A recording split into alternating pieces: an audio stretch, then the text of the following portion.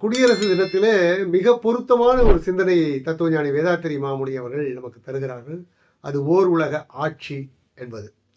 அப்படியான ஓர் உலக ஆட்சி சாத்தியமா என்றால் அது சாத்தியம்தான். ஆனால் இப்போது இருக்கிற அரசியல் தலைவர்களால், மத தலைவர்களால், பொருளாதாரத்துறை தலைவர்களால் அது சாத்தியமே இல்லை. ஏனென்று சொன்னால் அவர்கள் எல்லோருமே ஏதோ ஒரு குறுகிய நோக்கத்தோடு பணம், பதவி என்ற அந்த நோக்கத்திற்கு ஆட்பட்டு செயலாற்றுபவர்கள். எனவே அவர்களால் இந்த நோக்கத்தை ஓருலக ஆட்சி என்ற இலக்கினை அடைவதற்கு அவர்கள் உறுதுணையாக இருக்க மாட்டார்கள் என்று சொல்கிறார். அப்படி என்றால் யார் உறுதுணையாக இருப்பார்கள் என்றால், இந்த உலக மக்கள் அனைவரையும் ஒன்றிணைக்கக்கூடிய ஆன்மீக நோக்கமுடைய ஒரு ஆன்மீக இயக்கம்தான் இதனை செய்ய முடியும்.